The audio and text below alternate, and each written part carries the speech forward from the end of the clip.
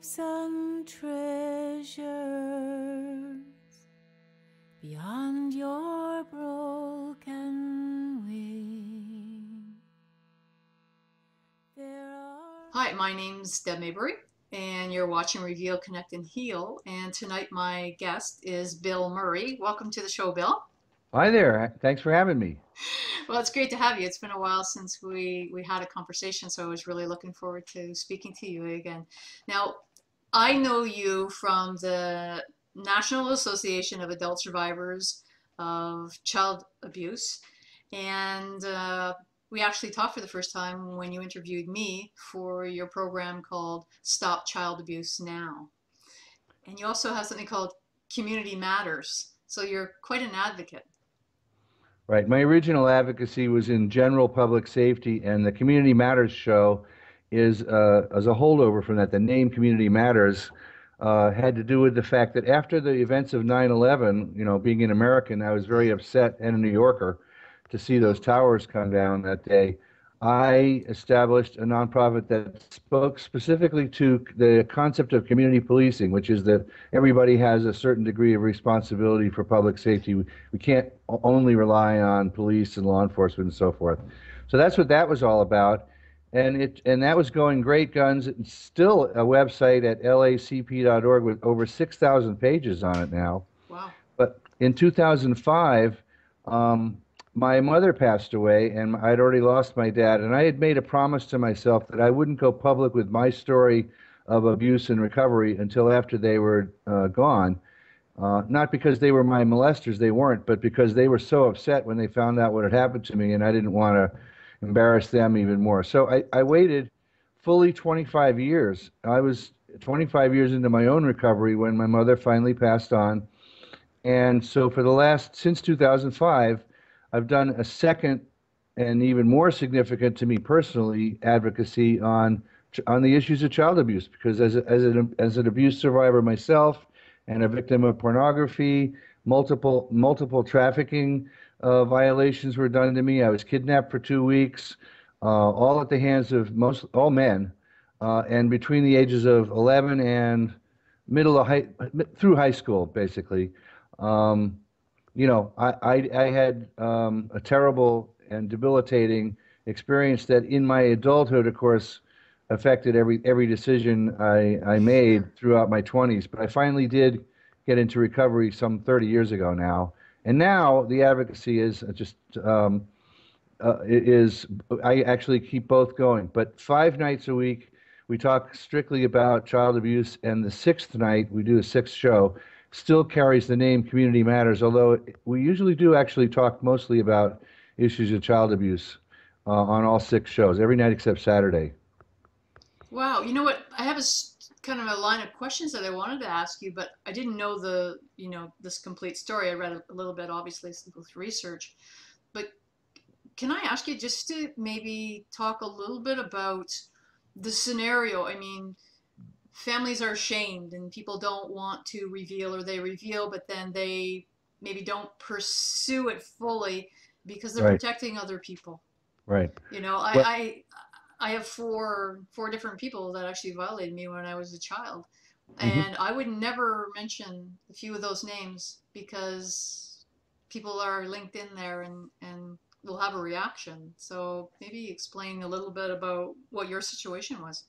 Sure. Well, there's actually a variety of stories that involve this one question, beginning with the fact that I tried to divulge what was going on to me at multiple times, even while it was happening, and it kept falling on deaf ears. The very first person I told was a priest who, after 3 years of my being abused and all the pornography having been done and the kidnapping having been done, I came into his sphere of influence, and he asked me to tell him my story. He saw there was something odd about me. He actually asked me if I was homosexual, and I said no. But I knew that he wanted to hear my story, so I told him. And I told him in a confession, which, of course, if anyone out there is Catholic knows, it's a very serious sacramental institution in the Catholic Church. And unfortunately, I thought I was getting help from him. He gave me some penance to do. He gave me some instructions on what I should do and kind of amends-wise. But he himself turned out to be interested in me. Oh, And great. about 10 days later, he came on to me, and then from then on, the next couple of years, he must have told another priest, and then a brother, and then another person, and so forth.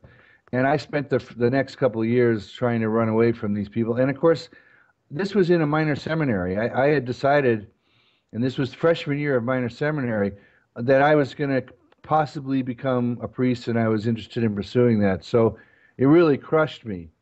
Yeah. Later, I drank and used heavily, and when I went to school a second time, I went to the University of Toronto, and That's right.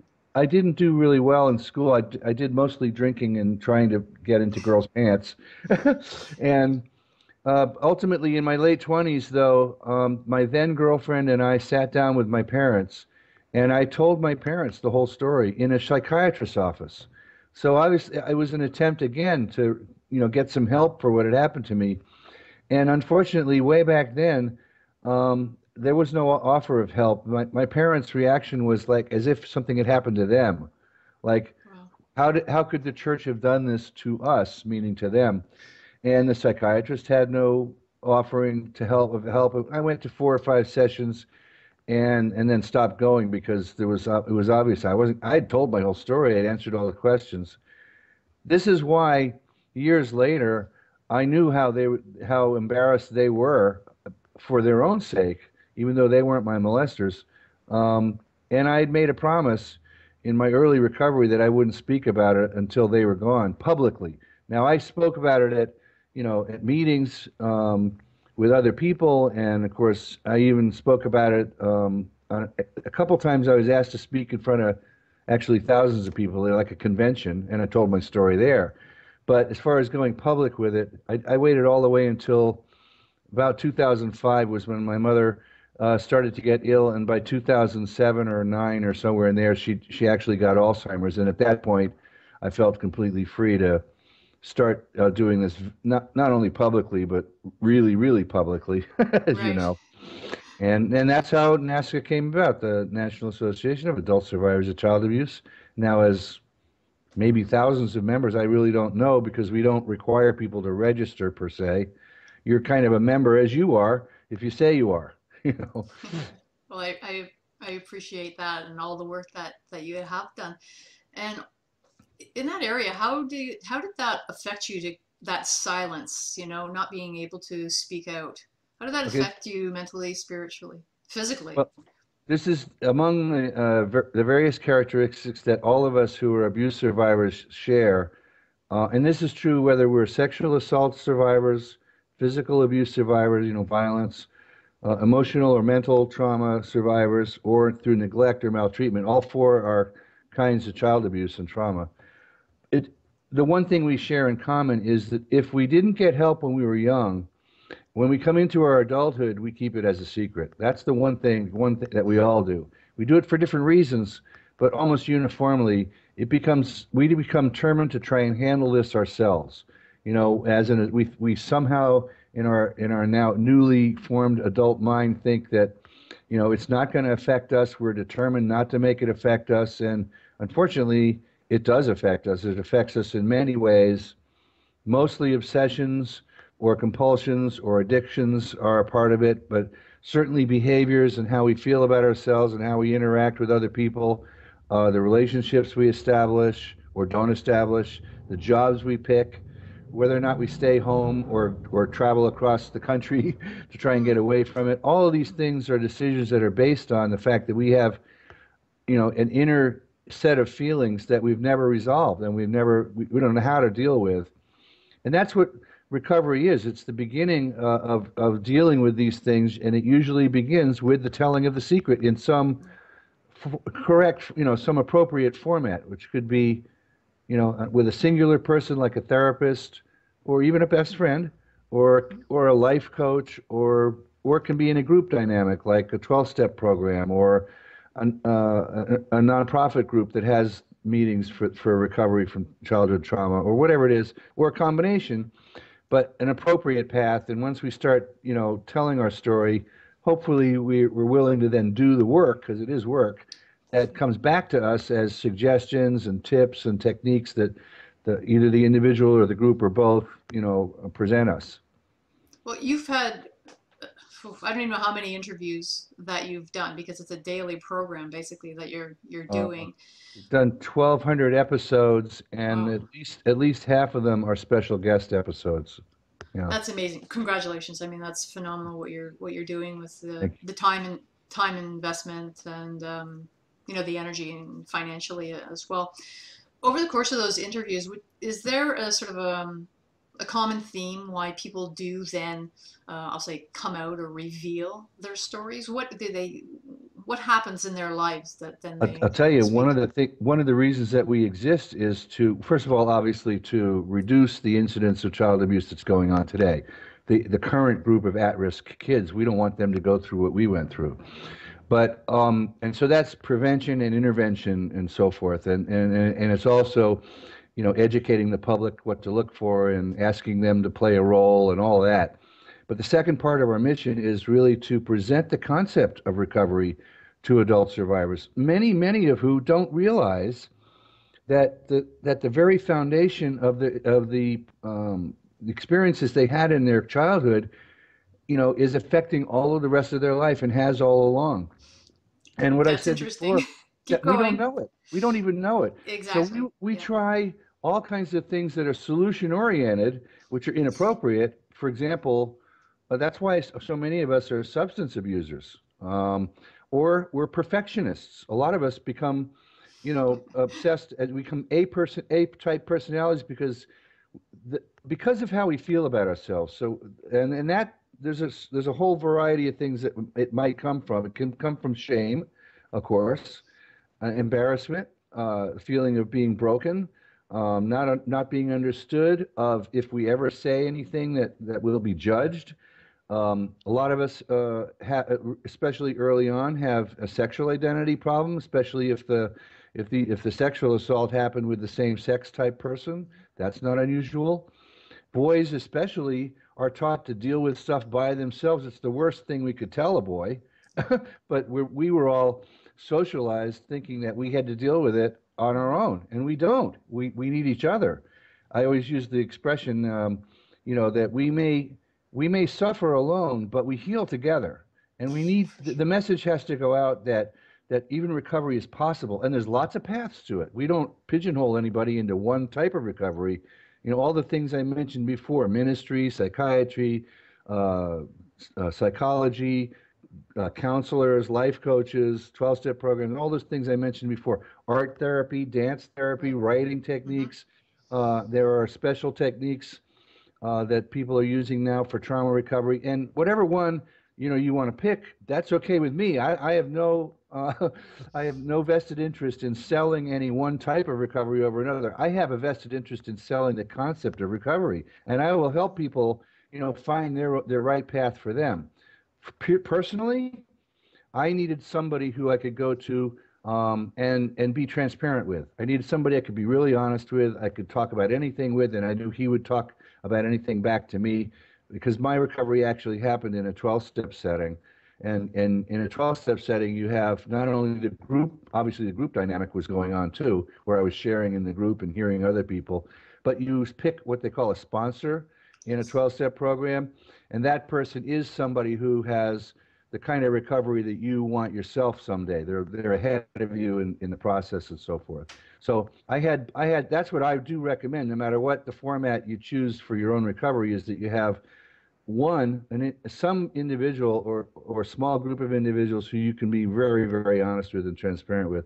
And secondly, I think that group thing is so important, because one of the dynamics we also share is this feeling of being different, separate, and unique, as we say. That's why we keep the secret. We're sure we'll never be understood, that nobody's ever felt it like this before. And of Yeah. course, You're so right. statistically speaking, what they say, the official American number is 42 million American adults that have been sexually assaulted. Yeah. That's a huge percentage of our population. Huge. 1 in 4 girls and 1 in 6 boys and so forth. All these statistics are astonishing when you know them, but we don't talk about them enough. Yeah, like you say, we're all unique, we're all alone, and it only happened to us for sure. You know, as a That's right. facilitator in a group setting, the value to me I can't even put words on it. What I've experienced and the growth that I've seen when people connect and actually go, oh my gosh, you actually understand, and we I know, have it's the astonishing. same stuff happening in our lives. It's incredible, and it's a real gift to get into a room with other people that have experienced what you have gone through yourself. A different version of it, but it's still under the same umbrella, right? Well, the facts of our lives and the stories of our lives, the facts of the story of what happened to us are different, but the feelings of how we felt while we were going through it, and of course in our adulthood, are so similar as to be the same, and that's what astonishes us when we hear somebody else's story, and we identify and we know that they do know what we've felt, and we go, wow, I didn't even think anybody ever went through that before, and we find out that you know 42 million Americans have Exactly. done 42 million, that. 42 million. And not even, like 42 a few million. people here and there. It's like I No. sometimes, when I'm thinking about, this journey that I'm on with, healing and connecting.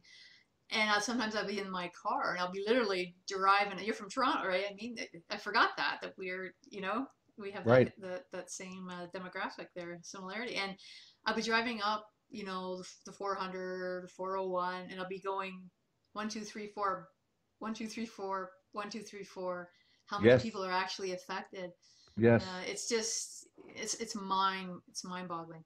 I do want to ask you a question that you just alluded to briefly, and I'd like you to share some of your knowledge with the people listening. You Of talked course. about the signs or some symptoms that a child could be currently being violated. Share some of those. Actually, it's one of my co-host Carol Levine's favorite things on our website, and I invite people just to go look because I will forget some of these Yes. things.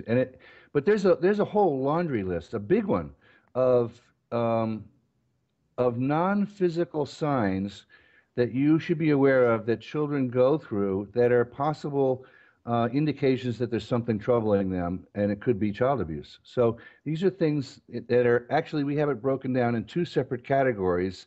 And if people out there, if I can give a little plug for our website at Definitely. Please. NAASCA.org, NAASCA.org. It's the National Association Adult Survivors of Child Abuse. The middle button is the resource button, and the first link under that has this list. That's why I'm bringing it up. Um, and among these things they're in two categories. One is for younger children, and one is for slightly older children, say middle school kids, preteen, just becoming teens, because they're a little different. But in the young kids, you'll find all kinds of things that are related to behaviors. Again, these are behaviors or attitudes. They're changes in their performance at school, in going backwards rather than forwards in their learning curve, in becoming angry or hostile in kind of strange in situations that shouldn't be that Mm-hmm. volatile, an unwillingness to hang out with certain people anymore, or a certain sex, maybe that little boy that wants to avoid being around men, and that's kind of weird. And then there's other things that you might have heard about, like bedwetting and animal tortures and things like that. Interest in sexual things that are beyond the age level of the kid. That might mean that somebody is showing them things on the outside. How else would they know? Or how else would they use those words or that imagery or that language? Um, and in any case, I do want people to go to NAASCA.org and look at this list, because there's quite a list. There's probably, and it's an incomplete list, frankly, but it's enough of an idea. And the whole concept is that instead of looking for physical signs, you need to look for emotional changes Yes. or attitude changes or behavioral changes in a child. And if you see one or two of them, all children go through some of that as part of their growth in their adolescence. But if you see these with more consistency, and certainly if you see more than one or two, it's worth having a discussion with the child. Now, that's the next thing that's on that same page: how to talk to children, because you need to not stop the opportunity that may be there to bring out a story from a child by being too angry yourself when they start telling you things, for example, or being volatile yourself, or you ask them actually to tell you something rather than ask them direct questions. Tell me the story of blah, blah, what happens when you go to so and so's house, instead of what does so and so do to you. You know, there's some technique to it. Exactly. They're going to pull back. Right. And then when you get, and see, at NASCA, we recommend that you only get suspicion of child abuse before you do something about it. And what do? You don't become the investigator yourself. You turn it in. You turn it in as a tip to the authorities and let them do that. That's their job, you know, and they know how to do this. But it is up to us, we adults who are out in the community with our own with our own children, but also the kids that we come in contact with, to be their, you know, protector. It's every adult's job, we feel, to protect every child, you know. So this is what's called intervention, okay? And you intervene by turning over a tip through a hotline, through a direct report, through a child services agency, whatever you want. But let the authorities, you know, take over. Don't try and put yourself in the situation of being the vigilante investigator yourself, you know. So Yes, because often, you know, particularly for a parent, if somebody's suspicious, they're so emotionally charged, and it's not good for the child to see the anger and all that that's building, because then they're going to feel like they've done something wrong. You right, know, they're going to right. feel shame and all those kinds of things. So, And they'll shut down. So this yes. is part of the technique of talking to a child. And there are people who are very well trained at this. They're forensically trained to talk to children, because what you're trying to do is you're trying to bring something out rather than query, rather than question. Children don't like to be, you know, especially if they feel that somehow that they're at fault, and of course they never are. That's one of the things we want to quelch, even in adulthood. You asked what kind of characteristics people carry into adulthood, and a lot of it is guilt, a Yes. sense that it was somehow our fault, that we played a role in this. We have a sense of shame for what happened to us. And I'm here to tell everyone out there that it was never your fault. It's never any child's fault. It's always the adult in the relationship, if you will, who has all the responsibility, and the child never has a drop of responsibility. Um, we're innocent, but we don't feel that way. We're actually taught sometimes by our perpetrators and pedophiles and so forth will tell us, if you hadn't done such and such, I wouldn't have done such and such either. We're taught to feel guilty, or we're taught to feel like if that divulging the story will result in some kind of damage happening to our siblings, our mom, our pet. That's also a threat. By threat, we're coerced into silence, and we feel ashamed about this later on. That, you know, we didn't say anything when we were young, but you know what? The statistics again show. We use a lot of statistics, as you can tell. The statistics show that only about 1 in 10 children ever do tell and get help in their childhood, which means 9 out of 10 of us, you know, transition into our adulthood without anybody ever knowing and without us ever having dealt with it ourselves. And we carry the trauma into our adulthood. And as I said before, it affects just about every aspect of our life. And we keep it the secret as long as we can, many times for 20 and 30 and 40 years. And some people, unfortunately, their whole life. It's incredible, and you know what you say about it's never the child's fault. I mean, I've said that over and over and over again, and I teach self-protection to girls in high school primarily, and I say, you know, you're never to blame if something has happened to you. Never, because you Never. don't have the maturity. The kids think that they know everything. I think every generation, you know, we always thought we knew everything and we could take care of ourselves and all of this. But I actually purposely, at one point, go and teach a course for a week, usually 1 hour phys ed class for a week. Hmm. And every single time I use the same strategy to manipulate and get information. I get a volunteer, and you know, and that person will reveal everything. Hmm. I think I had one girl one time that I couldn't get where she lived, how many siblings she had, their family dynamics, you Hmm. know, all of this information, because kids trust. It's a natural thing to trust and to want attention. You That's know, right. can you give any suggestions or help for parents um, that can teach their children not to be, afraid of. I always say, don't be afraid of the stranger, be afraid of strange behaviors. That's what I teach. Right. So, how do you teach a kid to then, if something does happen to them, then they will Well, tell you? How do you raise a child with I, that I think confidence level? I think this happens. It should begin ideally in infancy, as a child begins to become aware of their surroundings, and they learn how to speak, for example, how to talk. You teach them even at that age, correct anatomical names for their body parts, for example. That's if you teach that to a child when they're learning how to speak, then the fact that they have an eye and a mouth and a penis, it's all the same to them. Right. It's no big deal, and you're using correct names. And then as a child gets older, there are lots of tools. Some of them are early reading books, and a kid will actually pick these to be the nighttime reading books. If scattered among them are a couple of things about body awareness and stories. There are some pretty well written, uh, simple books that are beginners reading books, or are the kinds of books that you would read to your child, when they're going to bed. Then you need to keep adding to the dialogue a little more information and a little more information as they get older. Every step of the way, part of the story, part of the message you're giving them is, and that there's never going to be anything that you can't come to mommy about. There's no wrong questions. There's nothing we can't talk about. You know how much I love you, and that and there's and you can always come to me with anything you want. And that's how you start. But you do that from the very beginning, and then every time you add a little more to the level of awareness, and we frankly feel this probably should be taught in school too. Same thing.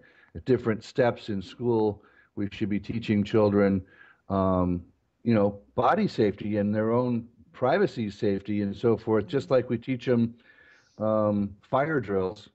We should teach them how to turn in information that it's not okay. Nobody has the right to touch you in certain parts of your body, and nobody has the right to take you away from your family, so, and how to report. And of course, the first thing we hope is that parents are the ones that a child can turn to. But as you know very well, again, statistically speaking, parents are the worst perpetrators Yeah, I knew where as that a was group. going. Well, as a group, I Yeah. mean, let's be honest. It's only, they say 7% of the time that it's true stranger. That's the stranger danger, which we do teach to children. Don't take candy from a stranger and so forth. But 93% of the time, it's someone that the child is supposed to be able to know, love, or trust. Yeah. Two-thirds of that being either their immediate family or their extended family, like mom's new boyfriend, or the guy we call Uncle George, even though he's not really related to us, but he's dad's army buddy. And the other third are caregivers. Most of them, they're teachers and coaches and ministers and they're in it, or babysitters. They're in a category where actually the parent has usually turned the child over to somebody that they think they can trust, who turns out to not be trustworthy. So because of this, because such a big group of them, you're not going to self-report your own abuse as a parent. In fact, we find that, embarrassingly enough to admit, there's a lot of parents out there who know what's going on, the other parents doing it, and they're not saying anything. So even the denial within a family is so intense that we do recommend that children are taught in a second way, not only at home but also in school. And they need to know. The other thing they need to know, Deb, is that the first person you tell, just like I've told in my story, the first person you tell sometimes doesn't give you the best reaction, so you tell again. The second person sometimes doesn't give you the right reaction, so you tell again. In other words, these storybooks that you read to a kid and all the messages through their childhood, as you add to it, they should always conclude with, and keep telling until you get the right person who hears your story, because it won't always be the first person. Yeah, one of the most difficult things for me to hear is actually the stories of the people that actually did tell, the kids that had the confidence to tell somebody. Say it was the mom's boyfriend, That's right. and then it's disregarded. like stop flirting with him, and all of these kinds of things. That's the devastating part to me, even more so than the initial trauma, because there's that loss of trust, and then there's shame put on the child, and then they just shut down. And there's so many that I've talked to that carry that into adulthood, which is maybe a good question too, is that, you know, shame keeps a lot of people, It's silent. maybe the How do big. you get over it? How do you work with people? How do you Um, shift that? that's why we tell our stories, and I have to get going to so that I can do this one more time. But that's why we tell Okay. our stories.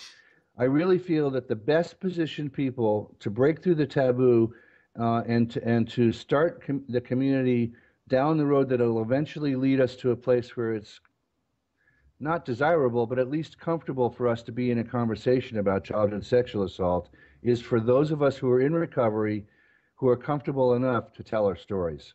And then what happens is we start to chip away at this belief that most people will react if if you start to talk about child abuse by saying, "Well, it's not in my family. I don't know anyone who is abused. It doesn't affect me," and so forth. None of which is true. So if we tell our own story and they identify with our story, or even if they're just astonished that we can be that honest, which happens sometimes, Mm. we're chipping away at the taboo. And someday, the biggest mission of my life probably is to just get us around the corner of being able to talk about it. I don't believe I'm ever going to stop child abuse. I don't approach it from that.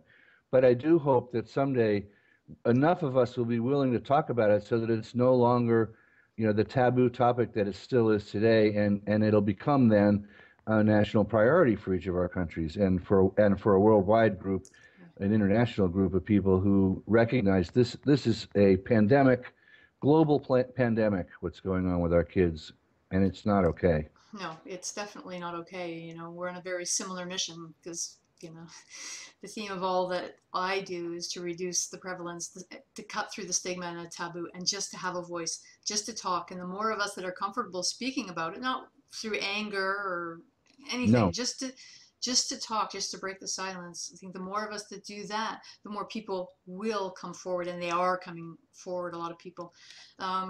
Any last tips that you want to share in the little bit of time? I know you have your radio program to go to. Any last tip? I just want people to know that they're not alone. Like I said before, this is one of the things that we need people to understand is, the fact is there are lots and lots of us. We're all around you. You don't still know who we are, and that's what the community doesn't understand. It does affect them. It is in their family. They do know lots of people who have been abused. They just don't know which ones they are, because as we've said earlier in the program, we're all keeping the secret until the point that we're in recovery. And I don't want people in early recovery to go out and preach from the rooftops, but I do want people who are comfortable in their recovery, and you reach that point eventually. That's you are the most well-positioned person to go out there and reach the regular community, and anything that we can do at NASCA, of course, we want to do for anybody, and we have a lot of resources and a lot of things for the whole North American community, and we invite you to visit us. And you have to come back on my show now. Well, You I owe me. think we have something scheduled for August, so I will be there again. I thank you so much for coming on. Reveal, Connect, and Heal. Just say the websites again, then maybe the name of the program you're actually going to right now. Sure. The name of the program ours is on Blog Talk Radio, and you can get there by going to blogtalkradio.com/, and then use my name with a hyphen between the first and last name. So it's Bill-Murray. So blogtalkradio.com/Bill-Murray. That'll get you to the homepage for both the Community Matters show, which is the Sunday night show, and then the Monday to Friday show, which is Stop Child Abuse Now, 6 shows a week. The name of the organization that sponsors all this is the National Association, or sometimes we say North American, frankly, Adult Survivors of Child Abuse. Its name is NAASCA, NAASCA, and it's at NAASCA.org, NAASCA.org. Well, thank you for sharing that. It's very easy to find, just your name or the combination of the other ones. Um, Bill, thank you so much for spending this time with me this evening. I truly appreciate it. I look forward to talking to you again. I'm Deb Maybury, and you've been listening to Reveal, Connect, and Heal. Thank you so much, and have a great evening.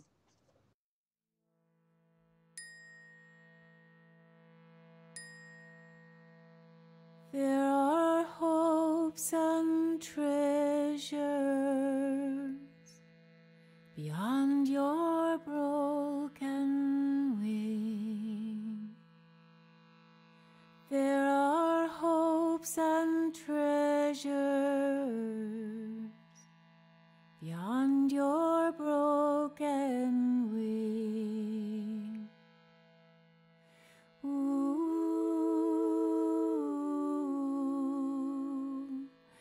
beyond your broken